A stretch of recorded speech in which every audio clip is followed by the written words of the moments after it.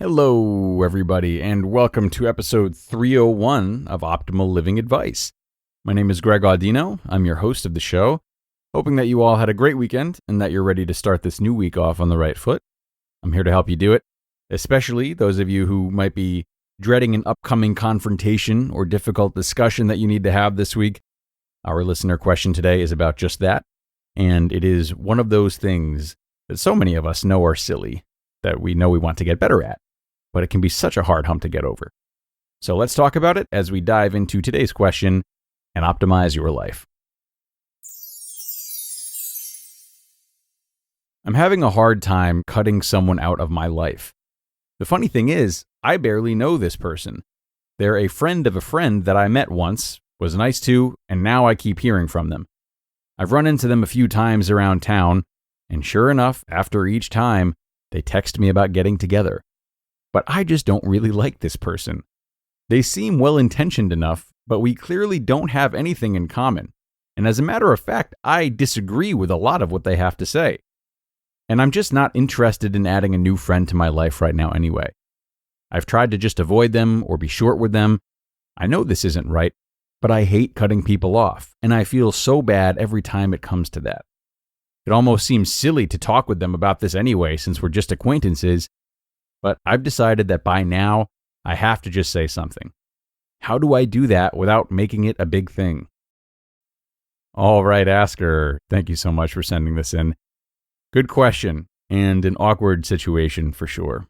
I can see why it might make you a little uncomfortable. Oddly enough, though, these things can be a lot easier to do with people with whom we have rich histories and well-established relationships. That's because we know what it's like to actually care for these people at one point or another, and we are clear on how they impact our lives, and they mean enough for us to have strong, worthwhile reactions towards.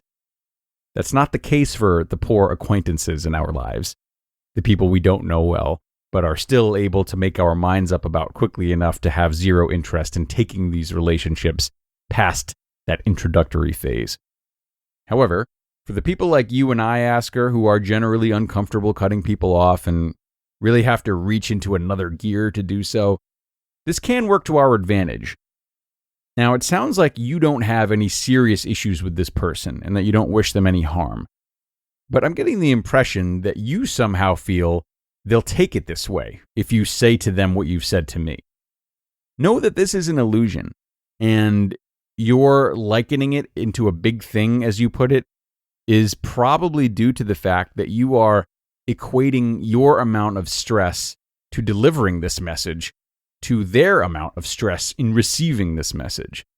It's important to know that this is not necessarily the case. And for as sad as it makes me to say, due in part because it's pretty straightforward and you could hear it from most anybody, if this person does have a horrible reaction and your worst fears come true, it's on them. It's not on you. It's on them to deal with not everyone wanting to be their friend, and it's on you to deal with people being upset with you. And surely it's hard for you to deal with this if you don't put yourself in the position to have to practice it very much, i.e. being a people pleaser. But these times are due to come for all of us at some point, and you might have one on your hands right now. So, how do we deal with it? Well, when I said that it might be advantageous to you to not have a particularly strong hatred to this person, I meant that there are at least two ways in which that level of indifference you have towards them stands to make this easier.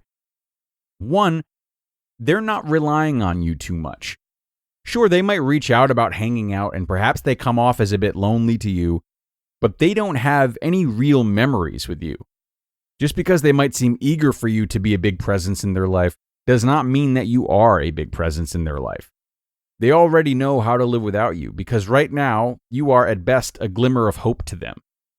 You are by no means a key player in their life, even if the people pleaser in you, the part of you that feels responsible for their feelings, has tricked you into thinking you are. So you may find it comforting to know that they are less likely to have a strong reaction. And if they do, it's most likely, sadly, reflective of an issue they need to work on their own, or at least without your help. And then two, more importantly, if you don't have strong feelings towards this person, there is no need to over-dramatize this cutoff. This is not going to be you going for the throat and making them feel worthless, because that doesn't seem at all like what you want for them or are trying to express. So remember that given the circumstances, this is highly unlikely to be a blowout.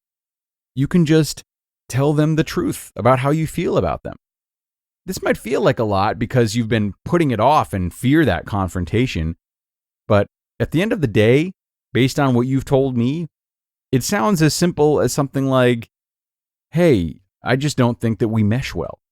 I have respect for who you are as a person, and I don't find you to be invaluable. I wish the best for you, but we just don't see eye to eye on things, and I don't feel we're compatible as friends." And mind you, I am not giving you a script on what to say to this person. That's for you to figure out. But it sounds to me like that's the thought process for you, and it doesn't have to be anything more seismic than that. You're allowed to establish this boundary and to do so directly in a non-aggressive way.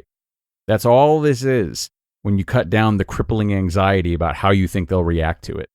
And that's good news, because I assume you listen to this show in hopes of improving your relationship with yourself and with others. And this is a layup opportunity for growth in both of those arenas. It might not seem that way because this might be eating away at you if it's something you don't have to do a lot. And I certainly don't want to disrespect that because it is a horrible feeling. I know it. But the stakes could not be lower.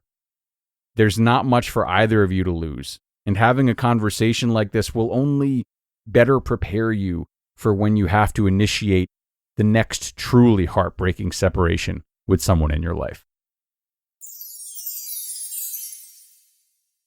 So, a big thank you to the asker today, once again. A question that I am sure will feel well received by many out there who have a hard time rejecting people from their lives, as well as those who have maybe been on the other side of it. Rest assured, this is a big part of maturation as we get clearer and clearer on what we prioritize and how we want to spend our time. So I'm rooting for any of you who still struggle with this, myself included. It's definitely not something that comes naturally to me either.